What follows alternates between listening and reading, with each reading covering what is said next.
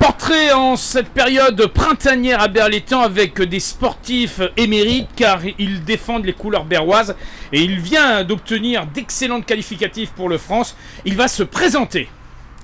Eh ben, moi c'est Théo, j'ai 17 ans, je fais du karting en compétition depuis plus de 5 ans maintenant et voilà. Il faut dire que cette année, Théo, c'est une année particulière puisque depuis le début du mois de mars, tu as évolué sur les circuits en obtenant d'excellents résultats. Bien sûr, là on a fini le championnat PACA que j'ai gagné suite à la dernière manche du Castellet où j'ai pu faire une première place en finale et qui m'a permis du coup de remporter le championnat régional PACA.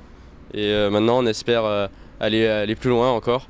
Alors ta drôle de machine qui est là, qui est le kart, c'est ouais. C'est une catégorie spéciale, je crois que c'est le KZ, c'est ça? C'est ça, en gros c'est un karting de 125 cm3, donc un 2 temps, avec une boîte 6 vitesses, un peu comme sur les motos, donc des boîtes un peu à crabot. Et ouais, c'est le plus haut niveau du karting. Alors aujourd'hui on est au printemps 2023, l'objectif c'est ce championnat de France puisque tu y es qualifié, on recherche des partenaires, on a besoin de partenaires, je crois que c'est ce que tu as lancé comme mot d'ordre aujourd'hui par le biais de ce portrait. Bien sûr, le but c'est du coup là, le fait d'avoir gagné le championnat de PACA, ça me permet d'aller au championnat de France, donc d'être qualifié, sauf que bon, on sait que c'est un sport qui coûte cher, relativement cher, et on a besoin d'aide pour pouvoir atteindre ce niveau championnat de France. Et voilà, et sinon bon, on sera obligé de faire de l'interrégional, tout ça. Mais c'est vrai que pour accéder au championnat de France, qui est un niveau qui est quand même très élevé, il faut pouvoir avoir les moyens d'y aller. Et voilà, donc si on peut avoir des aides, vous êtes les bienvenus. Alors, il faut quand même revenir, Théo, sur ton parcours. Alors, comme tu l'as dit, ça fait 4-5 ans que tu épures les circuits avec le kart, mais c'était une passion de tout petit, je pense. Oui, c'est une passion qui a démarré assez tôt. Pourtant, j'avais pas forcément une famille qui était issue de ce monde-là. Non, parce que je crois qu'il y a un grand-père qui est spécialisé plutôt dans d'autres disciplines sportives. On fait un petit clin d'œil d'ailleurs à notre ami Jean-Claude Lorenzati. Et donc, justement, en parlant de mon grand-père, à l'époque, il m'avait offert une petite moto, une 50 cm3, donc c'est un truc qui va à 45 km/h quoi. D'accord. Et on l'a partagé avec mon frère.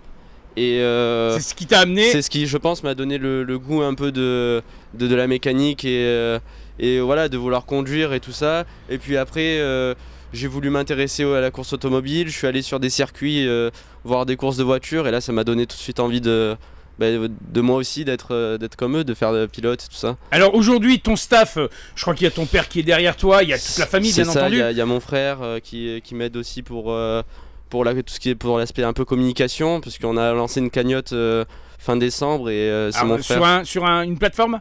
C'est ça, GoFundMe. Alors, répète, on va le mettre. C'est en anglais, c'est GoFundMe. D'accord, on va le mettre sur la vidéo pour que les gens puissent venir t'aider. C'est ça, et c'est une cagnotte et c'est grâce à mes parents et à mon frère qu'on a pu la réaliser, mon frère qui a filmé, qui a fait le reportage, et voilà. Donc, Alors au début, on va revenir un peu au début de ce lancement dans cette carrière de pilote de kart. Où se passaient les entraînements? Ici sur Berlétan, tu as trouvé des endroits pour pouvoir Alors il faut savoir que j'ai commencé par des stages au Castellet en 4 temps, donc en karting de loisirs. J'ai commencé comme ça, et après suite à ça, du coup, on a vu que bon, je performais plutôt bien, et donc on s'est dit bon, il faut faire le grand pas, sauter aux 2 temps à la compétition. Et du coup, les premiers entraînements, c'était à Martigues, sur la piste de l'Oratoire, et qui est vraiment une toute petite piste, mais qui est très sympa pour débuter.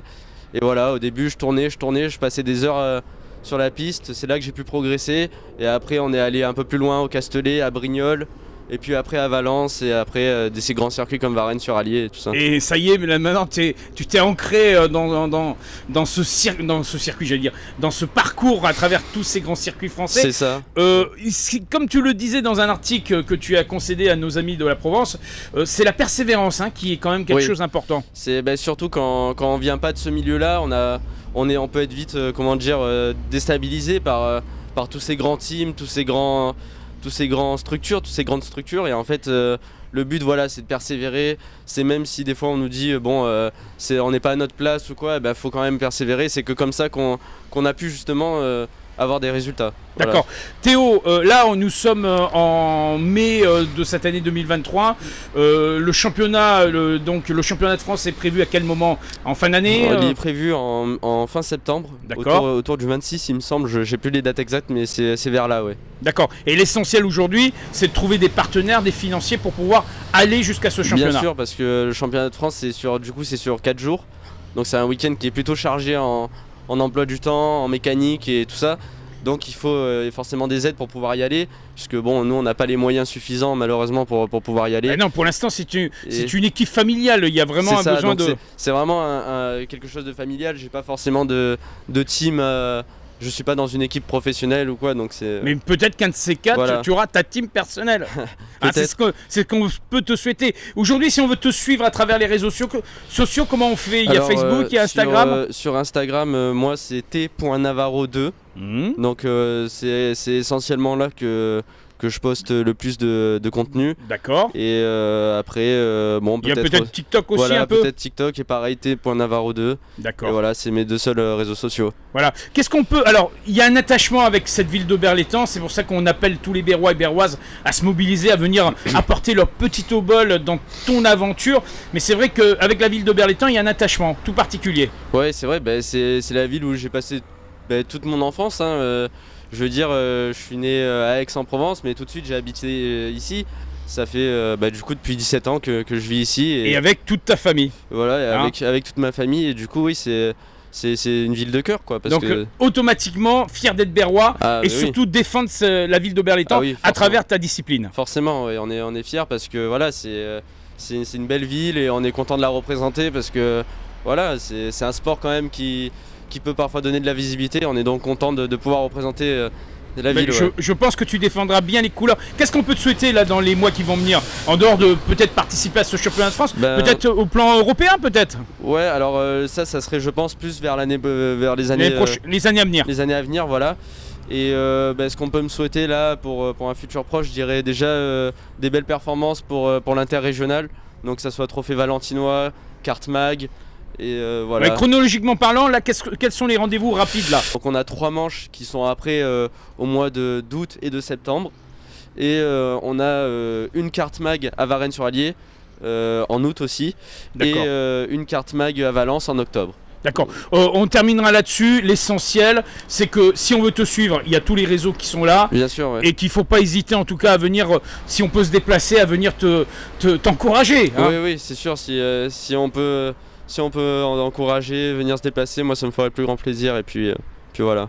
On se donne rendez-vous très bientôt. Ça marche, à très bientôt. À très bientôt.